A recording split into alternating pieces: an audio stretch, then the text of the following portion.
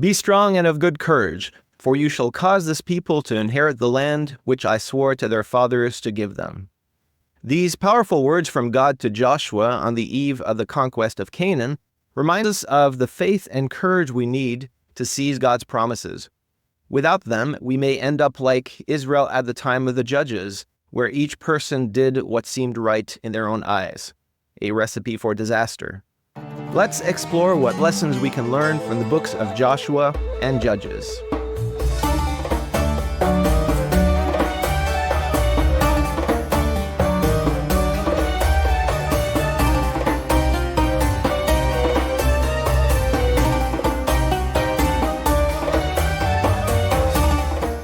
Shalom and welcome back to God's Story, Our Story, Catholics for Israel's online Bible course. I'm Dr. Andrei Villeneuve. The great moment has come. After 40 years in the wilderness, the Israelites are about to take the Promised Land. It's an exciting time. The book of Joshua is like the closing chapter of the Exodus and the Pentateuch. It's the completion of Israel's redemption from Egypt and the partial fulfillment of God's promises to the patriarchs. As long as they remain faithful to God and the Torah, the Israelites experience victory after victory. That's the picture we see in the book of Joshua. But if Israel forgets the Lord, as seen in the book of Judges, the result is defeat, chaos, and anarchy. So it's very instructive for us to compare these two books and see how Israel's faith and deeds are instrumental in shaping their future. Before we begin, please remember to like this video, subscribe to our channel, click the notification bell, and post your questions and comments below. Conquest and Judges, the children of Israel in the Promised Land. At the end of the book of Deuteronomy, God allowed Moses to see the Promised Land from Mount Nebo, but as we know, he died before he could enter it. Before Moses dies, God appoints Joshua to be Moses' successor, and we see in God's commissioning of Joshua here at the end of Deuteronomy that he uses words that are almost identical to what we hear again in the first chapter of Joshua. Be strong and of good courage, for you shall bring the children of Israel into the land of which I swore to them, and I will be with you. Indeed, to be strong and of good courage is going to be an essential quality if the Israelites are to succeed in the conquest. This leads us to the first book of this unit, the book of Joshua, Conquest of the Promised Land. Let's look at a bird's eye view of the book of Joshua and its outline. The first part is about preparations to take the land, including practical preparations and cultic preparations, chapters 1 to 5. Then we have taking the land, chapters 6 to 12, and that's the most exciting part of the book. This includes a central campaign, which tells us most notably about the famous conquest of Jericho.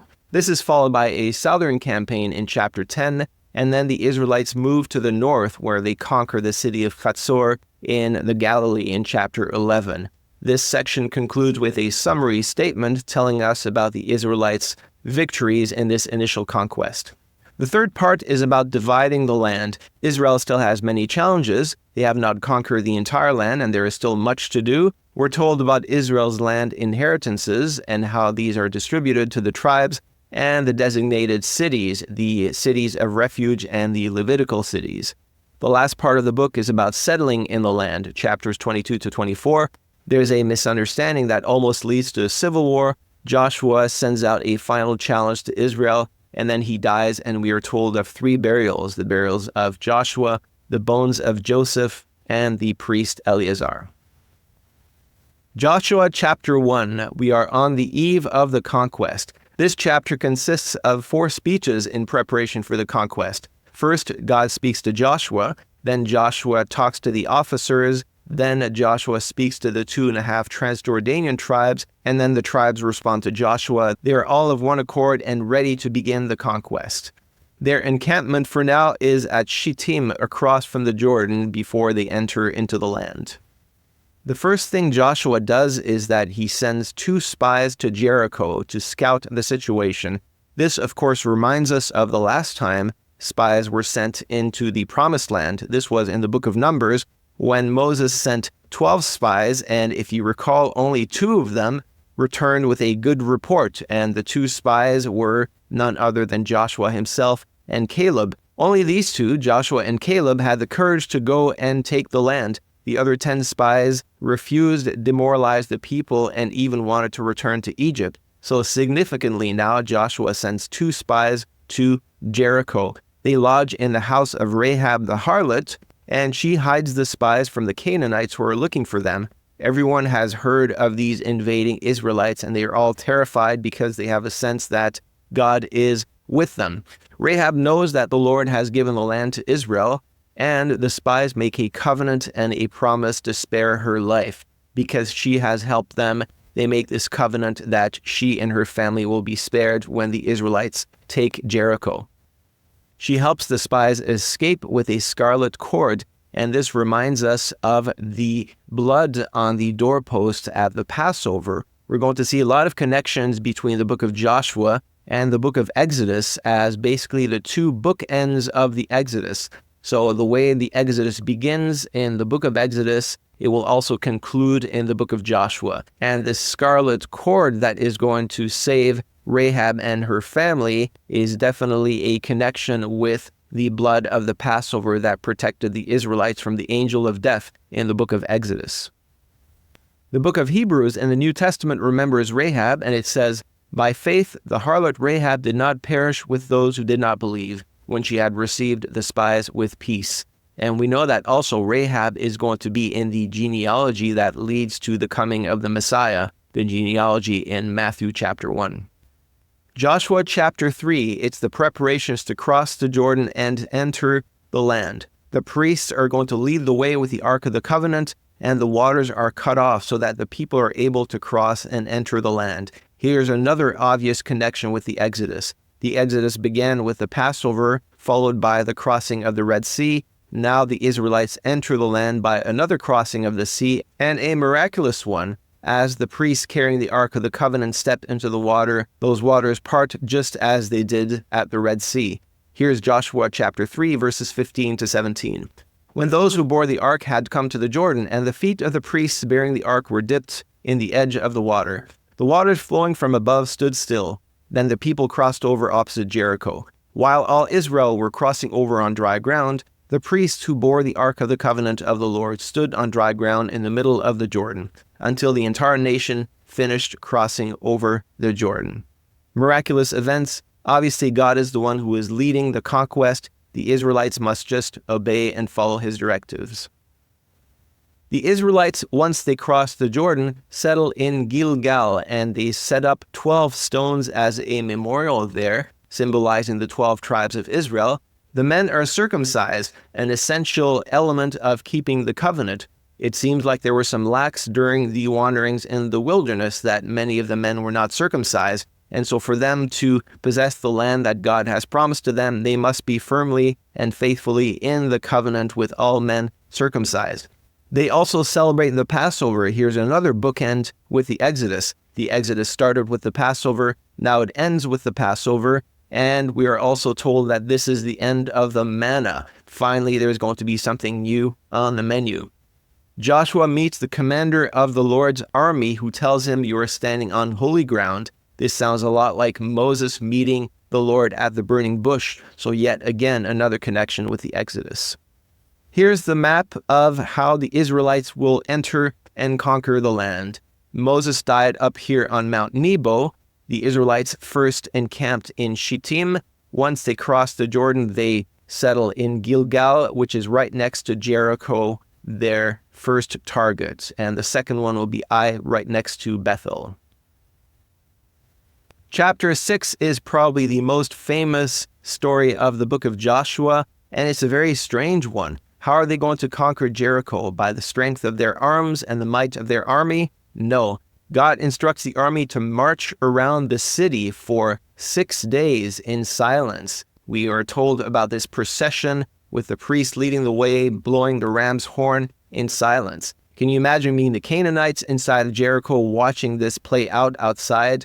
What in the world are these Israelites doing? On the 7th day, the Israelites are to march 7 times around the city. The walls collapse. The Israelites enter the city and destroy it. Only Rahab and her family are spared, thanks to the scarlet thread, which is a type of second Passover. It seems that everything is going splendidly. Obviously, the beginning of this conquest is not really a military conquest. It's more like a liturgical conquest. Thanks to their obedience, following the Lord's directives, the walls of the city fall on their own. And so it's an extraordinary event that shows that God is truly leading the people to conquer the land. Only things don't go so well on their second try. The second target is the city of Ai, and tragically the Israelites suffer defeat there. Why? We are told that a man called Achan sinned, and this undermined the entire operation. So the Israelites go against this small city of Ai that seems very underwhelming, but lo and behold, they are defeated and crushed. Joshua prays, the Lord responds and says, Israel has sinned. And so they draw lots to figure out who did this. They figure out that Achan is guilty. He stole from some of the silver and gold during the conquest of Jericho, and this was strictly forbidden. Everything in those conquered cities had to be given over to the Lord as devoted. This is known in Hebrew as the cherem, the ban. So everything, all the people are to be killed, and everything, all the possessions, the cattle, the sheep, and the riches of these cities are to be given as a tribute to the Lord. Achan has stolen them. He is found guilty. The stolen goods are found in his tent. Achan is put to death, and on their second attempt, the Israelites succeed in conquering the city of Ai by means of an ambush. Following the conquest of Ai, there is a renewal of the covenant on Mounts Ebal and Gerizim, as the Lord had commanded them to do in Deuteronomy chapter 27. And so they pronounce the blessings and the curses as a reminder that they are truly under these blessings and curses. If they follow the Lord's commandments, they will be abundantly blessed. If they do not, they will be cursed. In the next chapter, Joshua chapter 9, we hear about another group of people, the Gibeonites, coming from Gibeon, and they are very scared for their lives, knowing that these Israelites are in to conquer the entire land. So they trick the Israelites, pretending that they come from afar, and they trick Joshua into making a covenant with them. Joshua is fooled, and he must keep his word. He must keep this covenant of friendship that he has made with the Gibeonites. So they are going to be spared, but they become woodcutters and water carriers for the Israelites. The Israelites continue with their conquest of the land, and here it's worth backtracking a little bit and looking at what the book of Numbers commanded them concerning the conquest. God instructed the Israelites to drive out the inhabitants of the land, to destroy their idols and graven images, demolish their high places, and take possession of the land. He added a warning saying that if they do not drive out all the inhabitants, those who remain will be thorns in their sides. Here's this passage from Numbers chapter 33. But if you do not drive out the inhabitants of the land from before you, then those of them whom you let remain shall be as pricks in your eyes and thorns in your sides, and they shall trouble you in the land where you dwell, and I will do to you as I thought to do to them. So it's an essential commandment, a shocking one for the modern reader, that the Israelites are to expel and even kill the inhabitants of the land. We know these Canaanites were tremendously wicked. They had terrible idolatrous spiritual practices. They also offered their children up to their gods. And so if they remain, they're not just going to be a military threat to Israel, but also a spiritual and religious threat to Israel, leading them constantly into idolatry. And that, in fact, is what's going to happen, because the Israelites will conquer much, but not all of the promised land. Here is a map of the conquest. We just saw in Joshua chapters 6 to 9 the conquest of Jericho and Ai, which is right next to Bethel, and the episode with the Gibeonites. Then the Israelites turned to the south. We are told about this southern campaign in Joshua chapter 10. A coalition of 5 kings come against Gibeon. The Gibeonites call Joshua and appeal to their covenant with them. Joshua will come and rescue them, and they are going to win this victory against these 5 kings with a little bit of supernatural assistance. This is when the sun stands still, giving the Israelites more time to defeat these kings. The Israelites then conquer these cities here in the south of Israel, including Makkedah, Libnah, Lachish, Hebron, and Devir. And so this conquest, which is rapidly narrated here in chapter 10, the Israelites take the southern part of the land. Then they move towards the north. There is a great battle at Merom, and then they conquer the city of Hatzor and burn it to the ground. This chapter 11 ends with a summary statement, and here we read something that's a little bit confusing. At the end of chapter 11, we are told that this was a great success and the Israelites took the whole land. But in fact, a little bit later, we're going to hear conflicting accounts. So here is once again Israel's basic strategy in taking the land. First, a central campaign with Jericho and Ai, then a southern campaign, and then a northern campaign leading to the fall of Hatzor up here in the Galilee. We are in Joshua chapter 12, and we are given this description of the conquered land. So was the conquest a success or not? According to chapter 11, verse 23, it sounds like it was a great success, but other verses, such as chapter 13, verses 1 to 6, and others, tell us that there still remain much land to be conquered. And the second account is closer to the truth. The first account was a bit of a hyperbolic exaggeration. As you can see here on the map, the Israelites indeed conquered much of the land, but it was especially the hill country of Judea and what was later to become Samaria. The Israelites did not conquer all of the coastland here, which was still occupied by the Philistines and others. So chapter 13 tells us about all the land that still remains to be conquered. It continues with the allotment of the land to the 2.5 tribes of Reuben, Gad, and the half tribe of Manasseh. They are going to inherit, as they requested in the book of Numbers and Deuteronomy, this land over here east of the Jordan. And then the text continues by telling us what is going to be the allotment of Judah, and then the 2 tribes of Joseph, Ephraim, and Manasseh. In the midst of this description of how the land is to be divided, we are told about something that you may have forgotten, the tabernacle. Indeed, the tabernacle was still there, and it had been set up in the city of Shiloh, which later is going to be part of Samaria. Now here's Joshua 18:1. Now the whole congregation of the children of Israel assembled together at Shiloh, and set up the tabernacle of meeting there, and the land was subdued before them. The text continues with a description of how the land is to be divided. And so there is some casting of lots and then a division by the different tribes. Benjamin, Simeon, Zebulun, Issachar, Asher, Naphtali, and Dan. We know that Dan originally were allotted this area, which is today Jaffa and Tel Aviv, but later, as we will see in the book of Judges, they are going to move and migrate way up here to the north of Israel. Joshua 20 describes the 6 cities of refuge. There's going to be 3 cities of refuge on the eastern side of the Jordan, and then 3 cities of refuge over here on the western side. And these are going to be included in the 48 Levitical cities because the Levites will not have land of their own, being the priestly tribe. So the Lord gave to Israel all the land of which he had sworn to give to their fathers, and they took possession of it and dwelt in it. The Lord gave them rest all around, according to all that he had sworn to their fathers, and not a man of all their enemies stood against them. The Lord delivered all their enemies into their hand. Not a word failed of any good thing which the Lord had spoken to the house of Israel. All came to pass. This is one of those passages that's a little bit hyperbolic because we know that some lands still remain to be conquered, but the land that they did set out to conquer, they did so successfully. We are already near the end of the book. In chapter 24, Joshua renews the covenant with Israel and strongly warns them to remain faithful to the Lord. The Israelites declare their intended faithfulness to the covenant, but Joshua has a sense that things will not go as well as he hopes.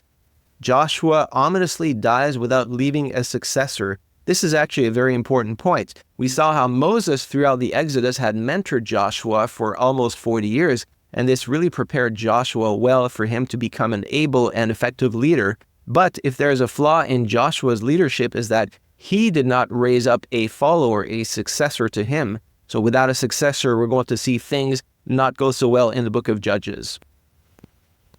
Okay, before we conclude, what can we say about the conquest and archaeology? It's a disputed topic. Now, some don't believe the conquest happened at all, but among those who do, there are 2 proposed dates that go together with the 2 proposed dates of the Exodus. If you recall the Exodus, the traditional biblical date would be around 1446, when the Israelites came out of Egypt, and a later date that some archaeologists propose would be around 1280 BC.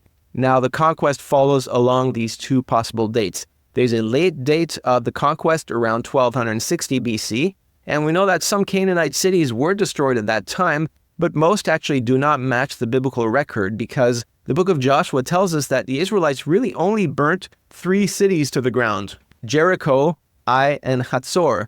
Most of the other cities they conquered but did not destroy, and so we should not expect to find archaeological evidence for those cities. On the other hand, many settlements show signs of violent destruction at the end of the Middle Bronze Age, which is usually dated to 1550 BC. Now, this would be too early for the conquest. However, a minority of scholars have proposed that maybe we need to revise the end of the Middle Bronze Age to something closer to 1400, and that would be the early date that matches the biblical data. 1400 BC, the age of the conquest, and this could match the biblical record if one accepts the redating of the Middle Bronze Age proposed by scholars such as John Bimson from 1550 to 1400. If we zoom in a little bit on the city of Jericho, is there any connection between the fall of Jericho as told in the book of Joshua and the city of Jericho, or at least its archaeological ruins? And the answer is yes. We know that Jericho indeed was burnt to the ground, and there are remains and evidence of Jericho being destroyed by fire. Already in the early 20th century, an archaeologist called John Garstang discovered a collapsed double city wall and part of the city that was violently destroyed by fire. He happened to date it to 1400 BC, exactly the biblical date of the conquest. However, in the 1950s, a British archaeologist called Kathleen Kenyon confirmed this destruction of the city, but she dated it much earlier to 1550, the end of the Middle Bronze Age as accepted by most archaeologists. And thereafter, Jericho was abandoned for centuries. Here is part of Kathleen Kenyon's report. Quote, "The destruction was complete. Walls and floors were blackened and reddened by fire, and every room was filled with fallen bricks, timbers, and household utensils. In most rooms, the fallen debris was heavily burnt, but the collapse of the walls of the eastern rooms seems to have taken place before they were affected by the fire." Interesting that some walls fell before they were burnt. So in many ways, Kenyon's description of the destroyed layers of Jericho really matches the biblical record, but the dates do not. This was until the 1990s when yet another archaeologist, Bryant Wood, came and said, well, Kenyon had misdated the destruction of Jericho because of issues of pottery, and so he dated the destruction of Jericho back to 1400, matching the biblical record.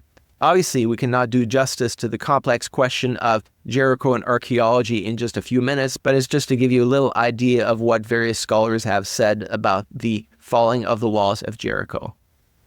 Here's an artist's reconstruction of the north side of ancient Jericho, and indeed there was a double wall that seems to have fallen outwardly, and so not as the result of military attacks. And there's Bryant Wood by the ruins of Jericho. Did the conquest actually happen? Well, conservative scholars say yes. Other scholars have other theories, and there are indeed alternative views of the conquest. We saw that there is a tension in the narrative. Are we talking about a complete victory of the Israelites or just a gradual conquest? Because of these discrepancies, scholars have proposed different theories. Some, which we call the minimalists, say there was no conquest at all the book of Joshua is a myth. Others speak of an immigration model, saying that the Israelites did not conquer the land violently by means of war, but it was basically a peaceful immigration that took several years, if not decades, until the Israelites were the dominant force in the land of Canaan. Others speak of a peasant revolt, that the Israelites were actually Canaanites, were oppressed by their lords, and they decided to revolt. It was the first revolution of the proletariat. It happened in Canaan in the second millennium BC. Obviously, we see here a type of projection of a Marxist revolution here by these scholars of the 20th century, and that would be known as the peasant revolt model. Another model speaks of a collapse of coastal cities in Canaan, and this led to the migration of these Canaanites towards the central land of what would later become Judea and Samaria. And so also, according to this theory, there was not really a conquest. So those are some of the theories that have been proposed in contrast to the classic account of the book of Joshua. Supporting the book of Joshua, however, is this very interesting find that we call the Amarna letters. What are those? They're a correspondence on 382 clay tablets between the Egyptian administration and its representatives in Canaan. We know that Canaan was basically a vassal state of Egypt at that time, and there was a lot of correspondence between Egypt and the Canaanite rulers or kings. And so these tablets were found in Upper Egypt at Amarna, which was the capital of the ancient Egyptian New Kingdom, under the reigns of Pharaohs Amenhotep III and his son Amenhotep IV, who also became Pharaoh Akhenaten. And they are written in Akkadian cuneiform. So why are these tablets so interesting? Because they talk about this invasion of a group of people called the Habiru in Canaan. The Amarna letters describe disruptions in Canaan at that time because these local cities are invaded by these so-called Habiru. So the Habirus were known as these invaders, not just in Canaan, but in other regions of the ancient Near East. But here specifically, these Canaanite rulers are asking Pharaoh for help against these Habiru invaders. So the question can be raised whether it's possible that these Habiru that the Canaanites are describing in the Amarna letters could be the Israelites. Here's a couple of quotations from these Amarna letters. "No lands of the king remain. The Habiru plunder all lands of the king. If archers are here this year, then the lands of the king, the Lord, will remain. But if archers are not here, then the lands of the king, my Lord, are lost. Verily, the king has set his name upon the land of Urushalim forever. Therefore, he cannot abandon the lands of Urushalim."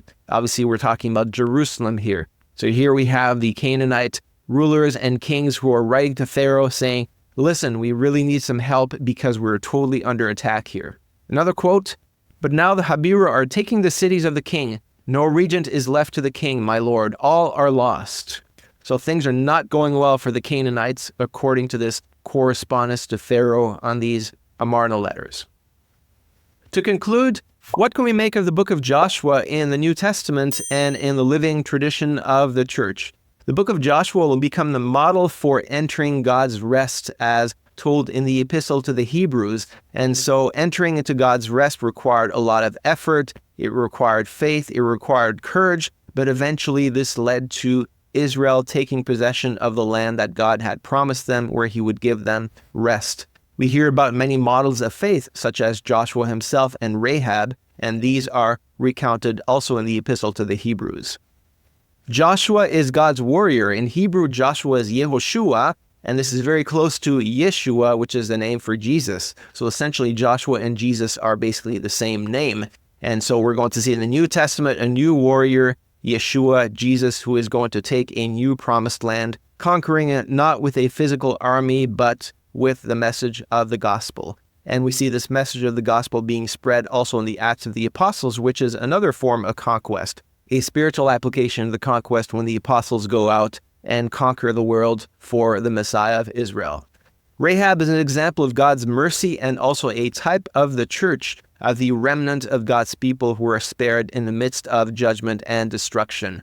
Also, the destruction of the Canaanites can be compared to a type of destruction of sinful attachments. In other words, we must also wage a war of conquest within our soul against these sinful attachments. Finally, the defeat of Jericho has been compared to the end of the world. It is a prefiguration of the end of the world. And so the judgment and day of the Lord that fell upon Jericho and the Canaanites anticipates the final judgment of the world that will fall upon all peoples. And so this is a call for us to truly walk in faith and in courage as we conquer the land that the Lord sets before us. This concludes our study of the book of Joshua. We will continue next time with the book of Judges. Peace and God bless.